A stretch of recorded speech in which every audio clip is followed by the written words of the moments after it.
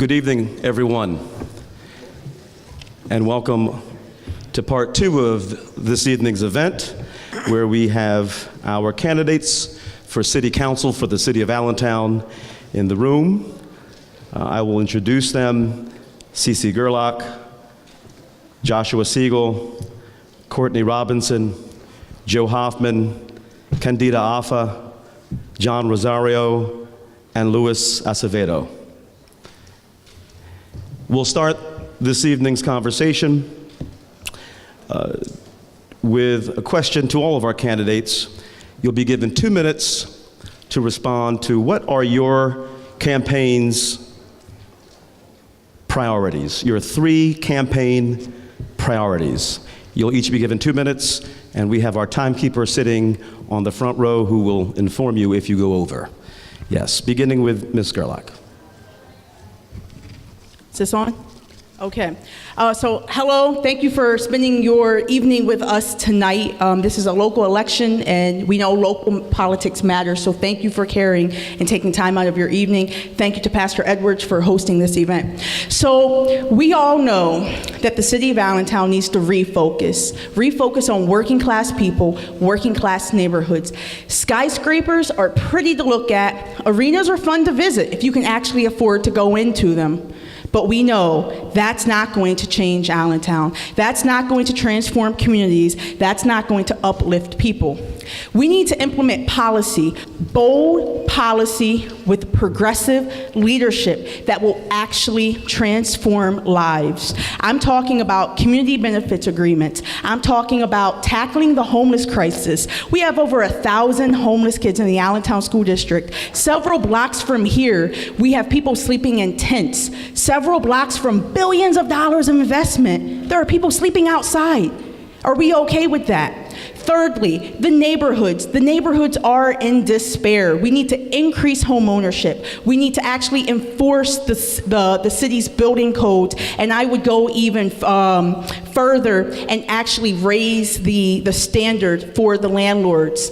Those are my 3 areas: homelessness, neighborhoods, and community benefits. It's about people, regular working class people, not putting money and profits into a handful of a few folks in Allentown. Meanwhile, the rest of Allentown, 99% of us, are forgotten about.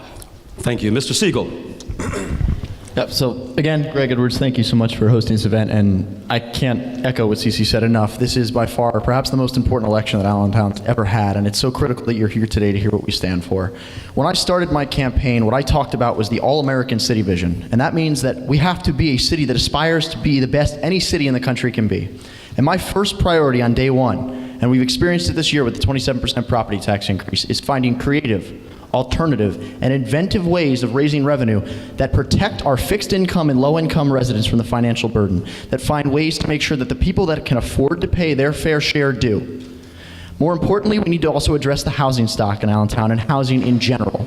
That means both the affordability crisis that we're currently experiencing in the city. Allentown has had a 22% increase in rent in just the last 3 years alone, and 71% of low-income renters are rent burdened, which means they spend more than 30% of their annual income on rent. We're hurting the people that live paycheck to paycheck, the working class, working people that make this city thrive and prosper every day. It's also a matter of the quality of housing stock, with over 1,000 blighted structures in Allentown, many of them residential, that deteriorate and destroy our neighborhoods, deprive them of the safety that our residents and citizens deserve, that make streets unsafe for children to play in. We have slumlords and landlords that need to be held accountable, that need to be held to the highest possible standard. And we also have a housing crisis and related to the people that don't have any housing, the chronically homeless. And I support a Housing First initiative because I believe that housing is a prerequisite to health and mental well-being and any form of recovery in the long run. And finally, what we need is quality, inclusive economic development, not just money for money's sake, not just buildings for the sake of building buildings, but economic development that enfranchises, that empowers, and provides every family that gets a job in this city a family-sustaining wage, a decent living, and an opportunity to contribute and be a part of the city's revitalization. Thank you. Thank you. Mr. Robinson. Thank you very much. First and foremost, I would just like to say thank you to Pastor Edwards for hosting us this evening, and also thank you to the Coalition for Economic Dignity for putting this entire event together. You know, unfortunately, this is one of only 2 events that have been held throughout this election season so far where there's been an opportunity for all of us as candidates for City Council to be here in front of you. So I just want to say thank you for that. I was elected to council 2 years ago, so I've been serving now for a little more than 1 year. And in that time, I have tried to keep the one and only promise that I have ever made or will ever make, which is accessibility, to be available for people, whether it's the countless community meetings that I try to attend every month, whether it's having a phone conversation, an email, speaking with someone after they've come to council about an issue. I've always tried to be accessible, and I always will try to be accessible. As far as my priorities for this election, they're very similar to what the priorities I had when I ran 2 years ago, because there's a lot of work that still needs to be done. First and foremost, fiscal responsibility has to be one of our top priorities, if not our top priority. We can't accomplish anything else if we don't have an honest fiscal picture of what the city is and are on the right fiscal footing. I supported the tax increase this year not because I thought it was fun, not because I thought, well, why not, but because it was absolutely the most necessary thing to do. It's not wise for someone who's running for office to vote for a tax increase, but I took that on, and I did it because it was the right thing to do and a hard choice I would make. Our housing stock is also something we have to work towards. We've made great strides in the past year towards refurbishing our housing stock, but we need to keep going and keep doing more and come up with newer policies. And we also need to work towards making sure that development in this city encompasses not just all of our geographical areas, but as was stated earlier, encompasses all of our citizens, that everyone in this city has the opportunity to succeed if they want to try. Thank you. Thank you. Mr. Hoffman. Thanks, Pastor, and thanks everybody for sticking around. I know that with a mayor debate before us, there's a temptation to kind of get back to the rest of your evening, but I appreciate that you're all still here. My name's Joe Hoffman. I'm candidate for Allentown City Council. I have 3 principal points that I've been saying since February 11th, and I'll say them until November the 5th. First, my 40 years of grant experience and my ability to raise $75 million for communities throughout eastern Pennsylvania will be brought to work here. The goal is simple. By raising money from non-tax, non-fee sources of revenue, you will no longer have to rely solely on taxes as the answer to your revenue problems. We need to get to the point where we're not raising taxes, where we're actually trying to lower them in some cases, and above all else, not take your money in the first place. Second, I pledge to establish a Millennial Leadership Council comprised of residents of this city ages 21 to 39 to train them to be the next generation of leaders, to fill council positions and mayor positions and controllers and all the other elected and appointed positions that there are. However, to also train them to become members of city staff. And finally, my third goal, which I have already started, is to help the near homeless and the homeless secure the funds they need to enable them to live a life of dignity and peace. Thank you. Thank you. Ms. Alpha. Thank you, and thank you all for coming. I'm Candida Alpha. I'm a councilwoman for the past 3 years. The 3 points that I have for tonight, basically the very first one, I've always been #1 priority is public safety. I think public safety is the #1 thing that every citizen really wants. I think by doing that, we touched on community policing and so on and so forth, but I think one of the things is extensive training. We need to train our officers in diversity.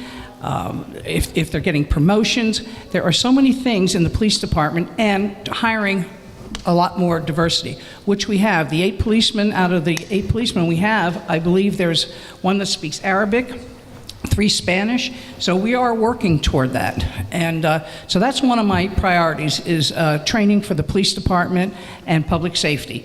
The second one is blighted property. I'm on the board of blighted property for the past 8 years, I believe. And I would like to see our blighted property stock be redeveloped for affordable housing, and that is affordable housing for ownership. We have so many beautiful homes out there. We do go after the landlords. That's a misconception that we don't. It's a process. We go after the landlords. We do take them back, and what I'd like to see when we take back these homes, to redevelop them into affordable housing. The last thing is, it's something way off that nobody else has brought up, but I believe someone on the dais said something about communication. I would like to open up the lines of communication for everyone in Allentown by using Access TV, so that you can turn your television on and see this would be in City Council, all our council meetings and all important meetings. I think that's very important because there's a lot of people that don't know the procedures and policies of the city. So thank you very much. Thank you. Mr. Rosario. Good evening. Thank you, Pastor. Thank you, everyone, for being here this evening. My 3 topics this evening are housing, security, and the financial crisis that is crippling our city right now.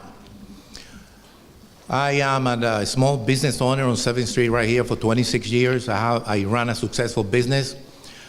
I am a real estate professional, and as such, I have a couple of ideas about blighted properties in Allentown. And blighted properties are no more than tax shelters for landlords to balance their federal taxes.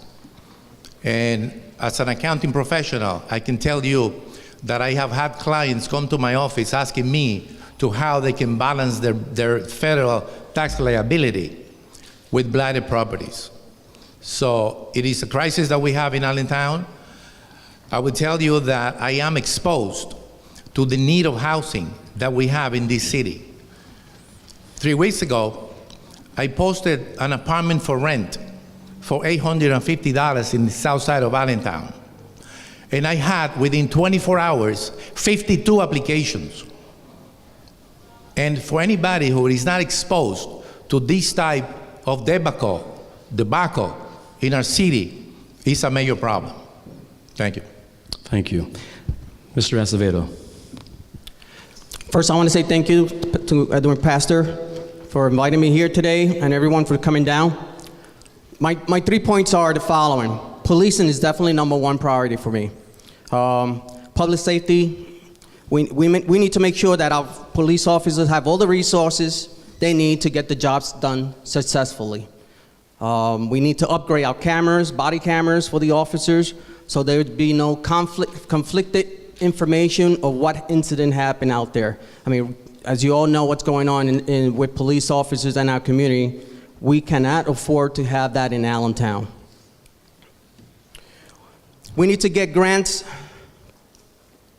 to upgrade the body cameras. Like I said, we need to hire more officers. We are short of officers in Allentown.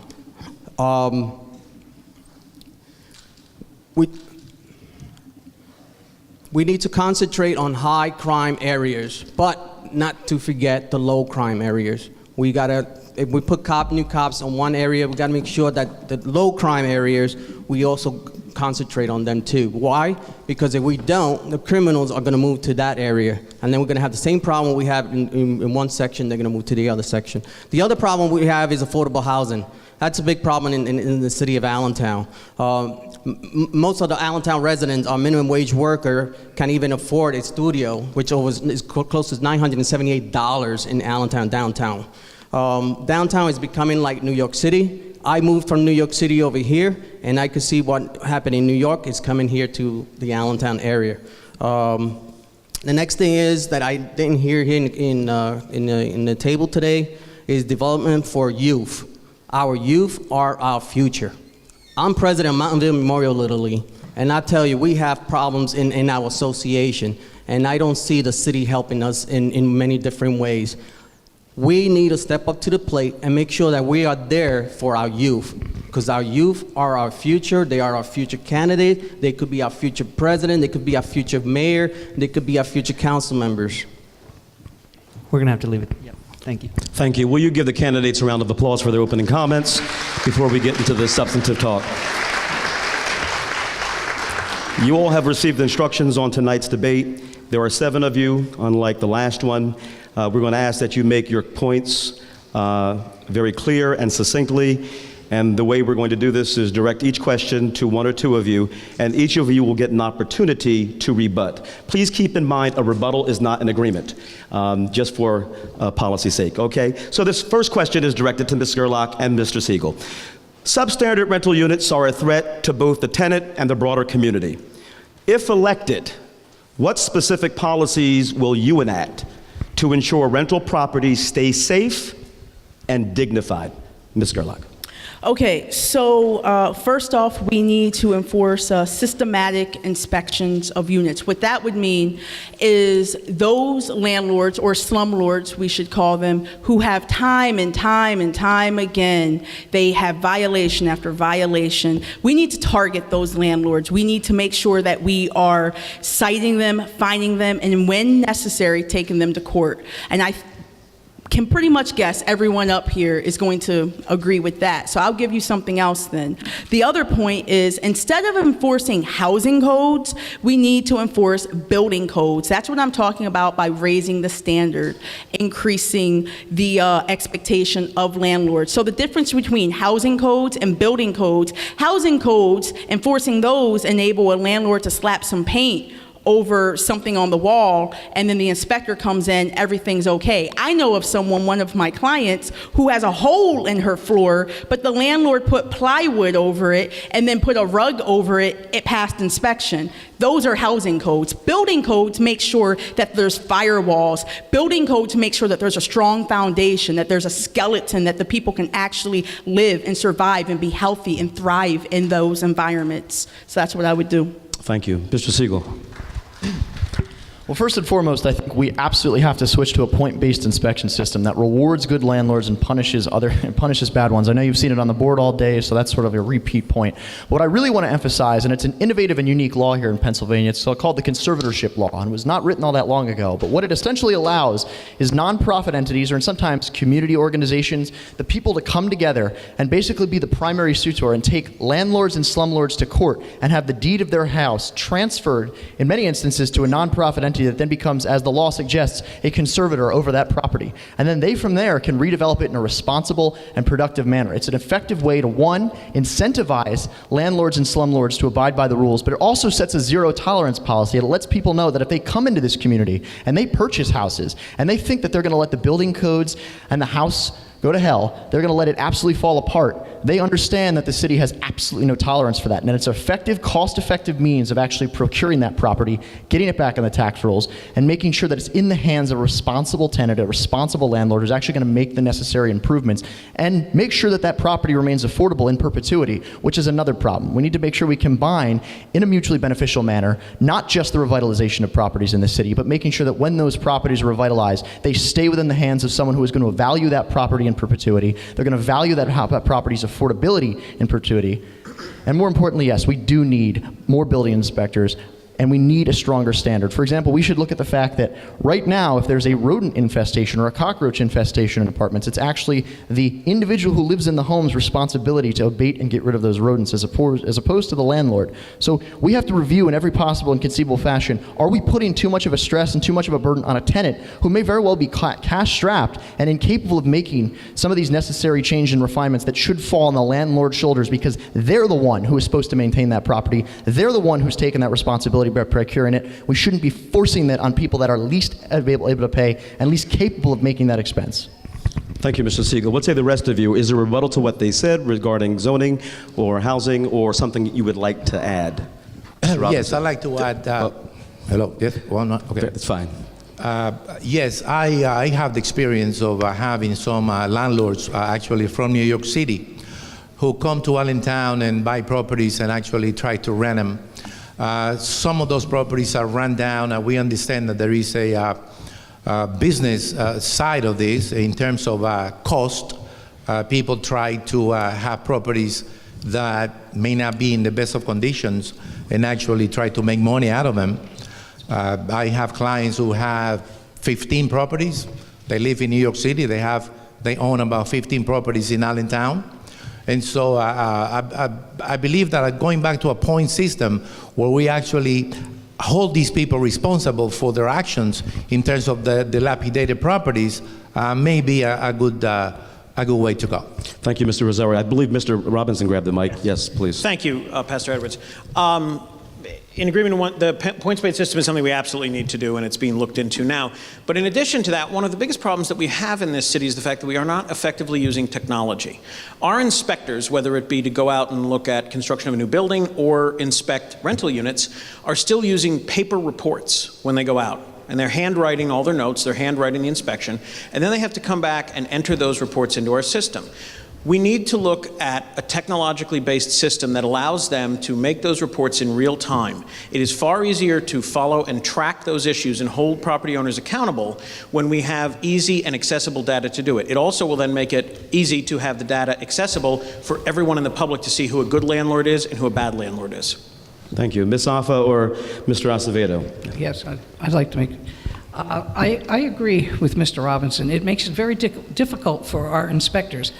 Being on the blighted property, I have to tell you, it's a process. It's a long process. We do go after landlords. First, the inspectors come in, then they're reg tagged, and then they come to us. And last time we had was just last week. Was 36 homes, and we do go after these landlords. We prosecute them, we do everything we can, and the last process, of course, is trying to take the property away from them. So we're out there, we're trying, but it is a long process. It's not easy. But what Mr. Robinson said, I think would make things easier. Thank you. Thank you. Mr. Acevedo? Well, I got to agree with the whole panel here. These homes that are out here, they're unattractive and they're out of date. Some of them poses health issues. Some of them poses occupants hazards, neighborhood, and visitors. We need to find a solution. We need to find financial help. We need to identify these homes, and we need to go after these landlords and slumlords, like we call them. Affordable home does not mean that a tenant needs to live in a dangerous situation. And a lot of these affordable homes are a dangerous situation. Thank you. The second question is directed to Mr. Robinson and Mr. Hoffman, with the rest of you who can add on or rebut as you see fit. So Allentown is facing between a $4 and $5 million structural deficit through 2022, and by all circumstances has almost no ability to do any long-term borrowing. If reelected or elected, how will you address the city's dire financial situation? Mr. Robinson? Thank you. First and foremost, I think that council, the administration need to work together, and we are working together, to establish a sound financial footing. One of the biggest problems that we had over the last 10 years in this city was that there was the ability to not raise taxes because information was not being shared in an easy manner or in a quick manner. The budgets were being held until the absolute last minute of their deadline. There were also little games being played to prevent money from being spent so it could be transferred. We need to close those loopholes. And one of the first and best ways to do that is to make sure that all of the data is available, not just for members of council and for people involved, but the general public. And in an easy way. We can't just have something where data is just dumped onto a website where someone has to sift through it. We need to identify ways so that it is very quick and very easy for every citizen in Allentown to know how our tax dollars are being spent. A very simple thing that we can do that would be easy is a pie chart on the front of the website for the city that states of your tax dollars. We can take $1 and say, X number of cents goes to public safety, X number of cents goes to retirement benefits, X number goes to healthcare benefits. These are things that we can do that will make it more accessible and easy. I went out, I try to attend every community meeting every month, especially the block watches and crime watch meetings. And I had a very interesting thing happen once the budget was announced. I expected that I was going to get a lot of flack when I talked about the budget and why I was supporting the budget. And I actually only had, in all of those Crime Watch meetings, 2 people, out of the probably close to 200 that I spoke with. And in coming to City Council, a very few that talked about how the tax increase was not warranted. People understand that government services cost money. Having the ability to be honest with everyone is going to help us towards building a financial future that is solvent for everyone. Thank you. Thank you. Mr. Hoffman.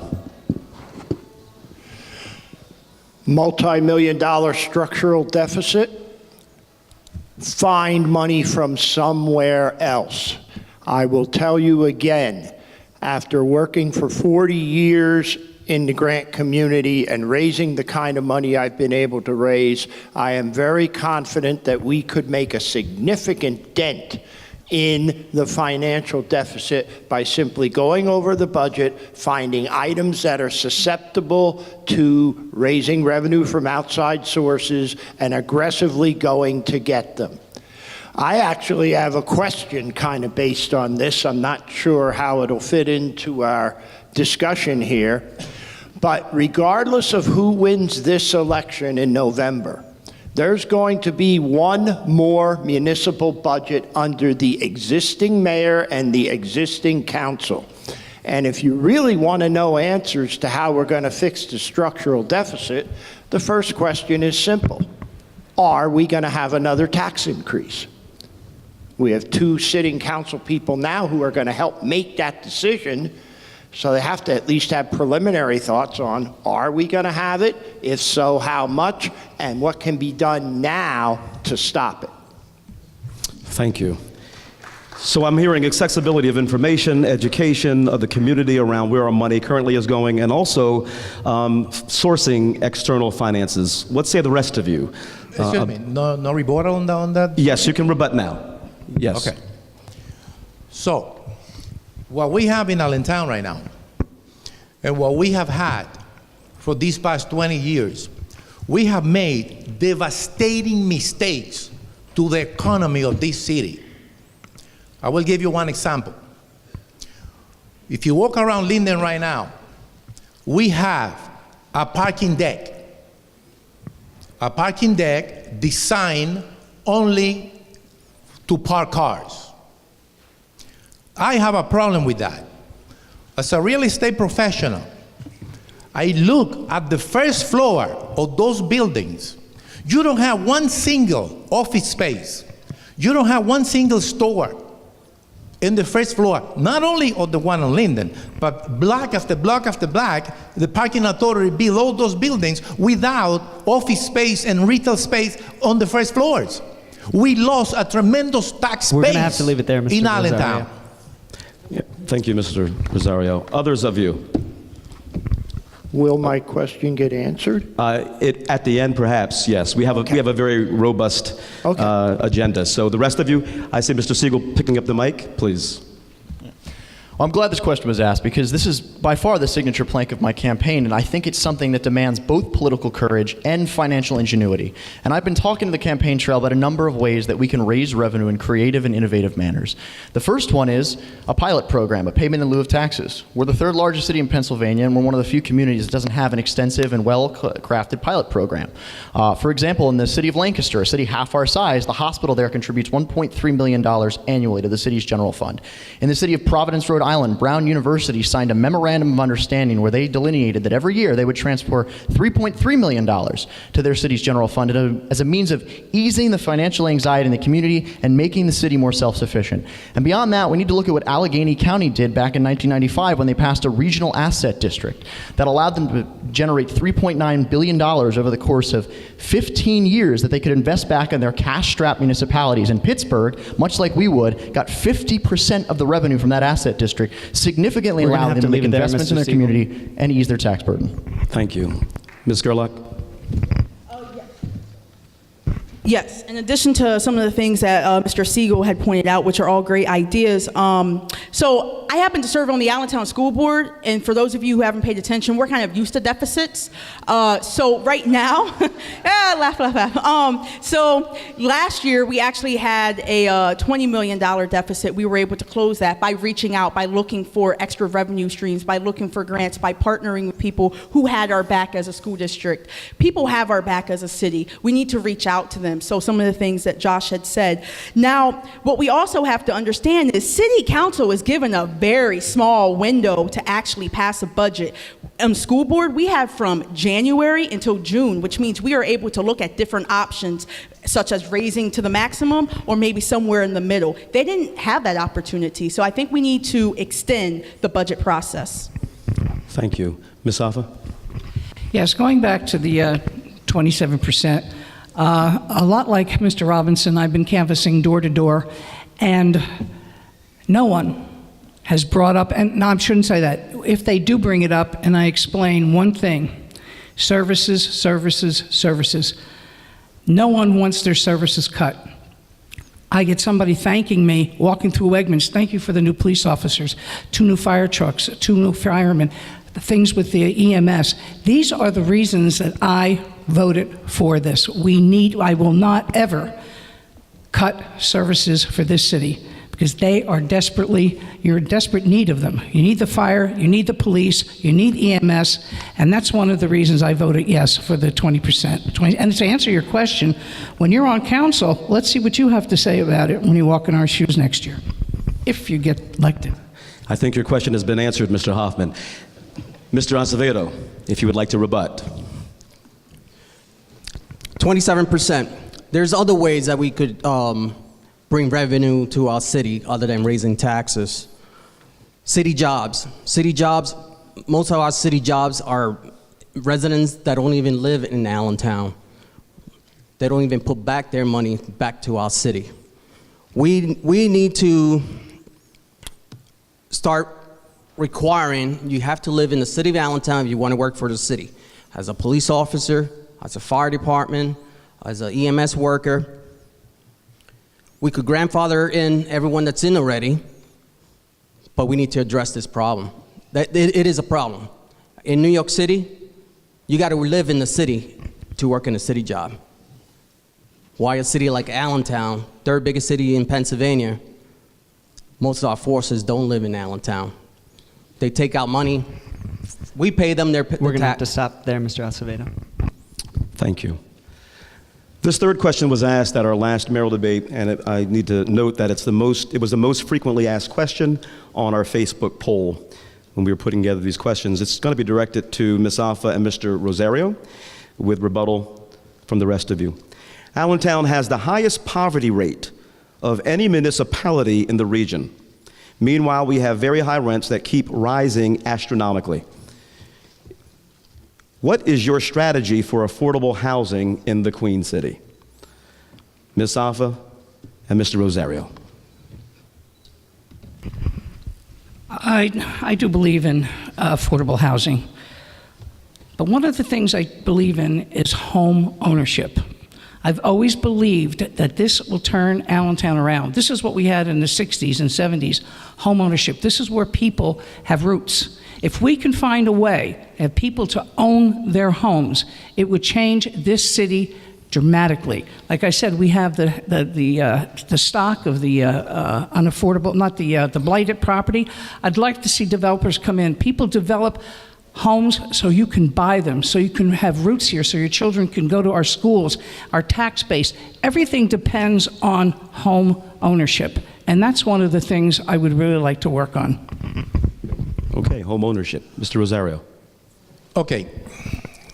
I am a real estate professional on 7th Street in Allentown, where I've been for 26 years.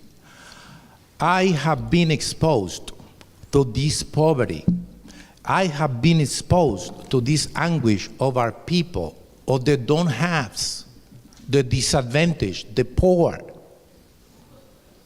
on whom the parking authority has a grip on them, by the way, with all these parking $200 tickets.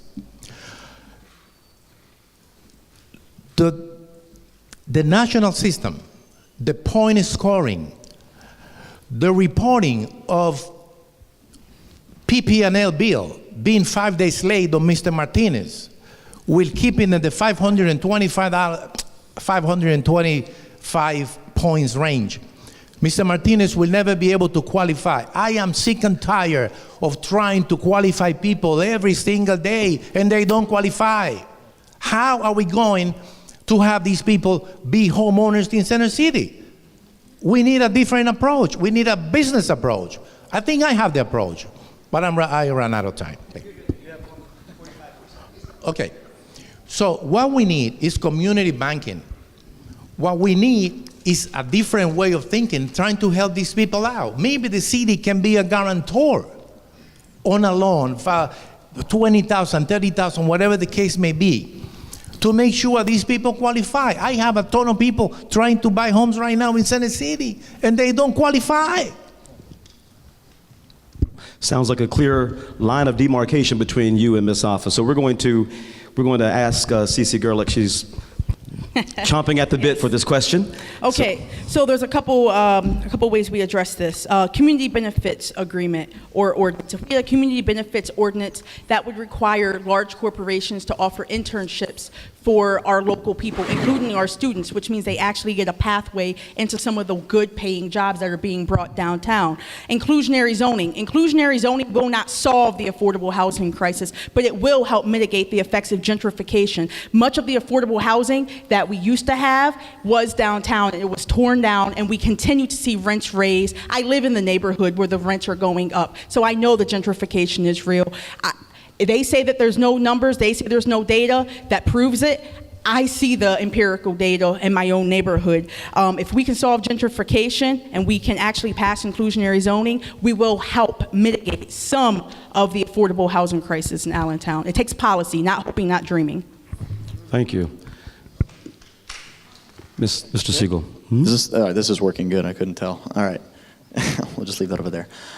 First off, absolutely. I think it's a moral and an unquestionable moral imperative that we pass inclusionary zoning, and it should be at least 20% of the units set aside. The fact of the matter is, by 2020, there'll be 1,200 luxury apartments unit downtown. What do you think that does to a local real estate market? Of course it raises rents, and they have gone up 22% in the last 3 years alone. The evidence is there. The statistics are clear. The imperative is now. We absolutely need inclusionary zoning.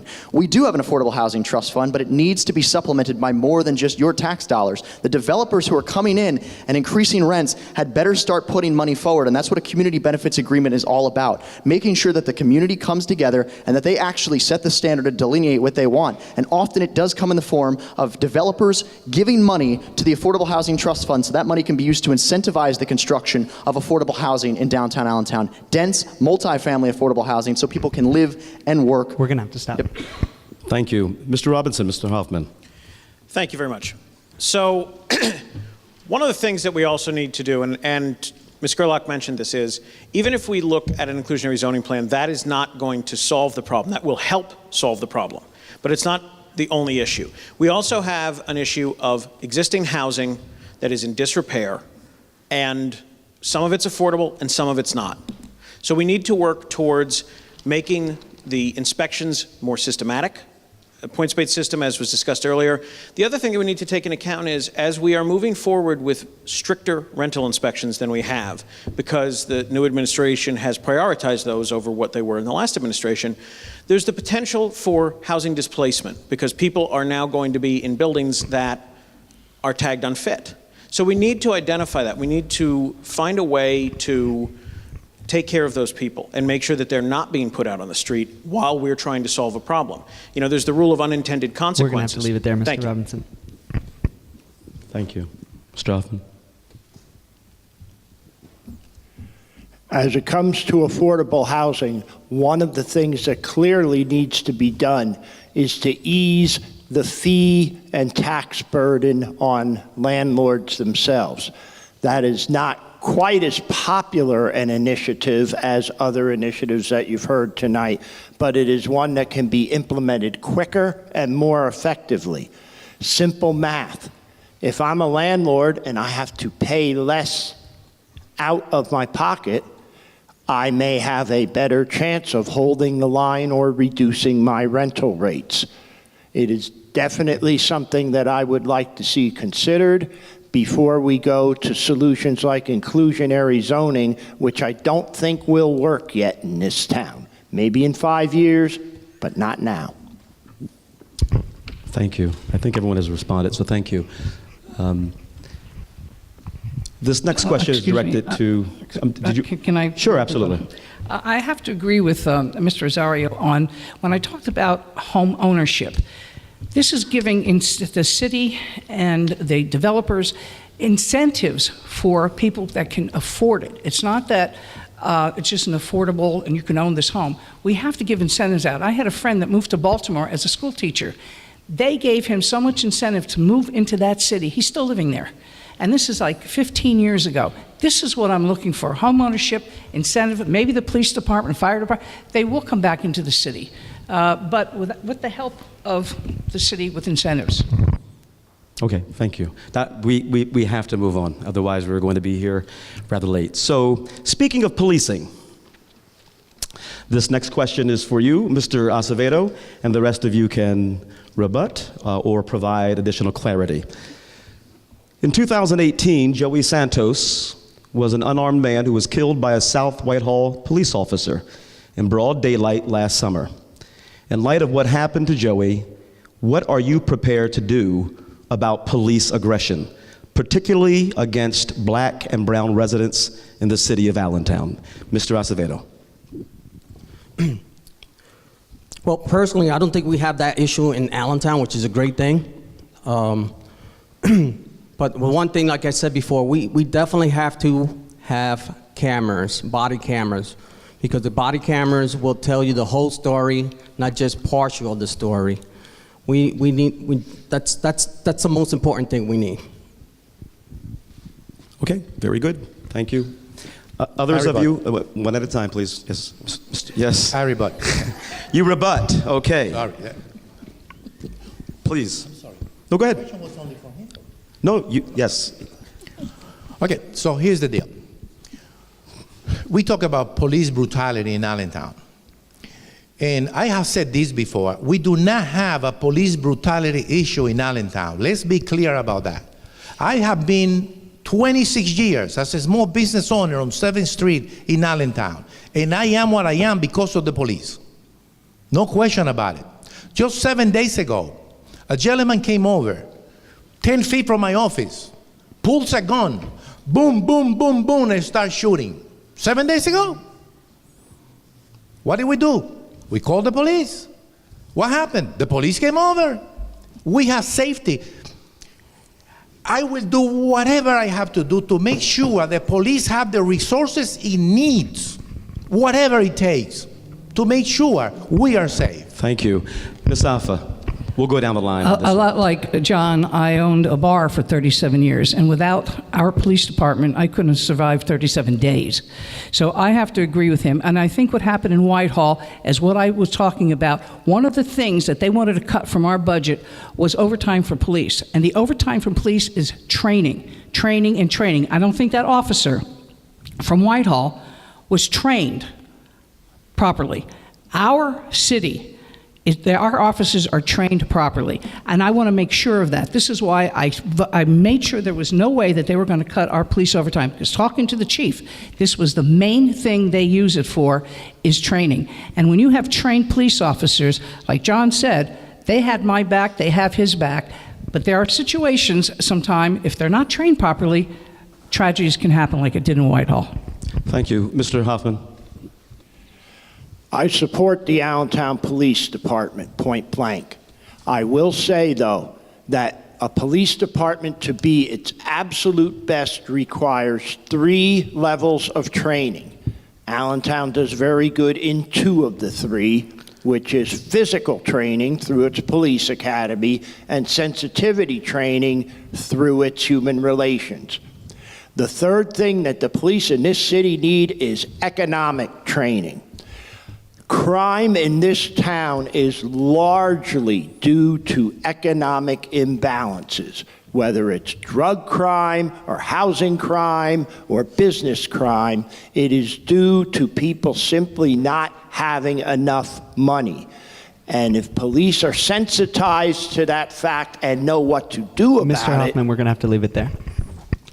Thank you. Mr. Robinson, if you'd like to respond. That's the way it goes, folks. Thank you. We, as stated by several other members on the panel, we are lucky in Allentown. We have a police force that has done a lot of good, that has good relations with the community for the most part, but there's always room for improvement. There's always ways that we can do things better. There's always ways that we can look to do things differently. Training is one of the most important things that we can do. We're very lucky that we are one of the very few communities outside of the major cities of Pittsburgh and Philadelphia that has our own police academy. We actually train the majority of police officers in this area. So having that ability is important, making sure that we are diverting the correct amount of resources to that, and that we're also looking at new and unique styles of training for community engagement. That is something that's imperative and must be done hand in hand with an emphasis on greater relations with the community. Thank you. Well, I think we should also take stock in the fact that just because something hasn't happened doesn't mean it can't happen. And let's face the reality in America. If you're an African American or Latino, you are between 9 and 16 times more likely to be killed by the cops. So just because it hasn't happened yet doesn't mean it can't. Which means the best remedy is to be proactive. So it's been talked about, implicit bias training, absolutely. And having the police academy here in Allentown means we can have a absolutely adverse impact on the entire Lehigh Valley. And that officer from South Whitehall was trained. He was a military veteran, which means officers who often return from military service need de-escalation training. They need proper time to reassert themselves into the community. It's an entirely different style of policing. It's an entirely different lifestyle when you're overseas under constant fear of death.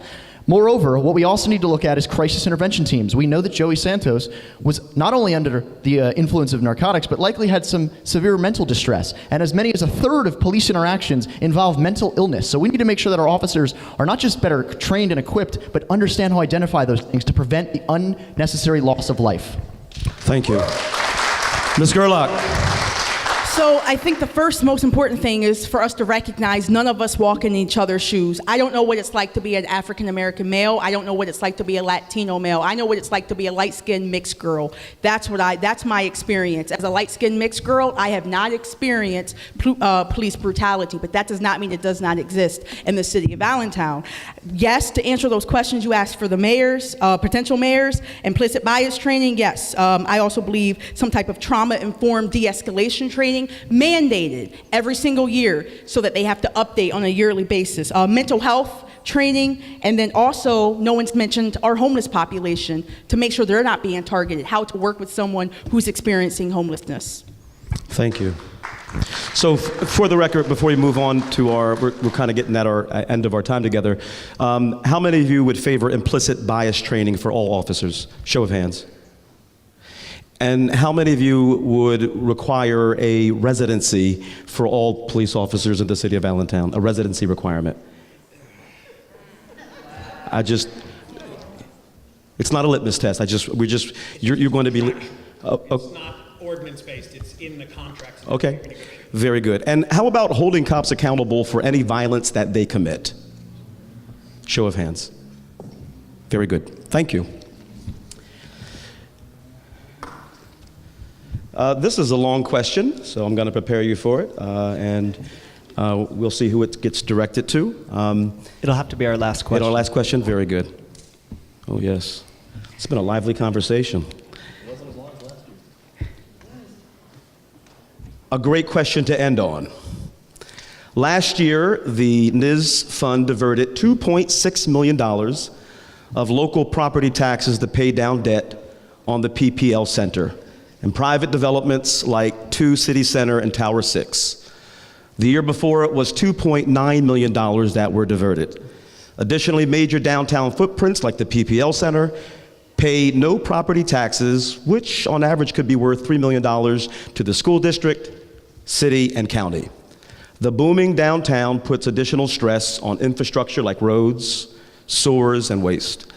Allentown residents are subsidizing private developers to build corporate high-rises and luxury restaurants. Despite this, poverty in the adjacent areas remains stubbornly high and has increased in some neighborhoods, including the one we're in. How will you ensure, if elected or if re-elected, how will you ensure that this massive subsidy starts to benefit all Allentown residents and not just the wealthy, privileged few? Who'd like to take the first crack at that? Ms. Gerlach. Yeah, so I've actually been on the ground already fighting for this. Several years ago, before the arena opened, I was part of a resident-led group that was fighting for Allentown residents to get those jobs first before anyone else. So I've been part of that group. I've also been part of a resident-led group that has been fighting for community benefits. So for me, these are not new concepts, these are not new ideas. And for inclusionary zoning, there are over 500 inclusionary zoning ordinances already in place in the United States of America. This is workforce housing, and I believe it was in 2014 or 15, Goody Clancy, which is a study that the city paid millions of dollars for, actually calls for workforce housing. So we're not even following our own studies that we pay for. Mr. Siegel. Well, I think first and foremost, a community benefits agreement is the best means by which a community actually gets to determine the benefits that they derive from development. And that could come in the form of, for example, in the Hill District in Pittsburgh, the community determined that they needed a community center and a grocery store.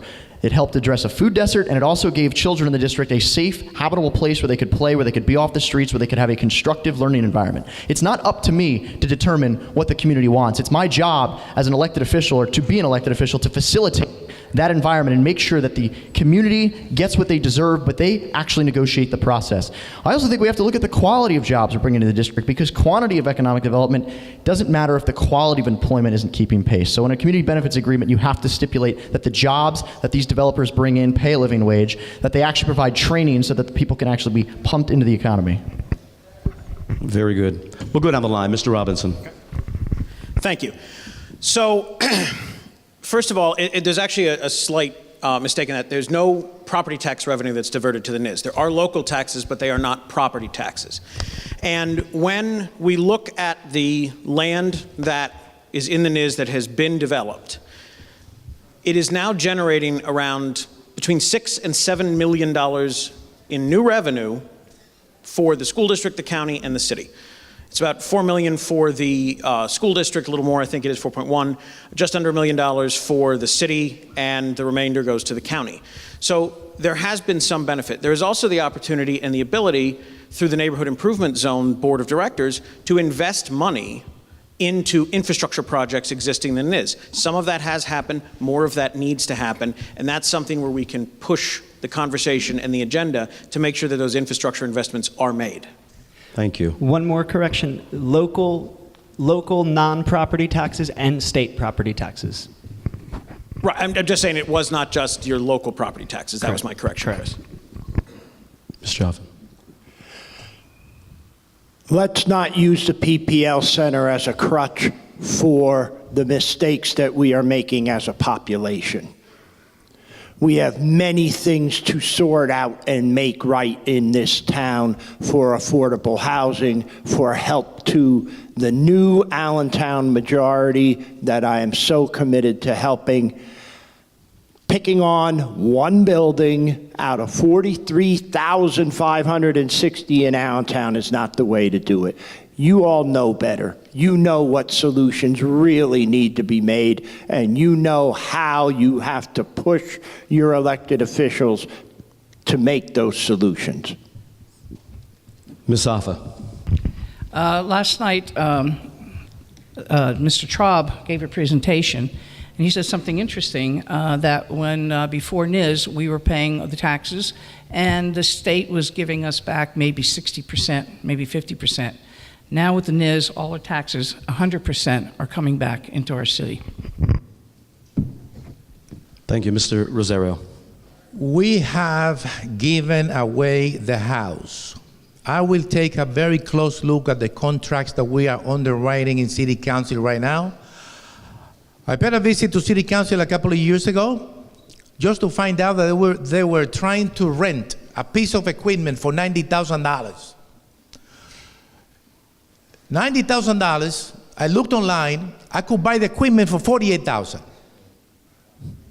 That is amazing, it's mind-boggling. I assure you one thing, If I get elected to city council, some people will have to do a lot of explanations with this aye. Everybody in favor? Aye, aye, aye, aye, aye. I don't agree with myself twice. I don't agree with myself twice a day. I don't agree with myself twice a day. These people all agree on the same thing. 7 people.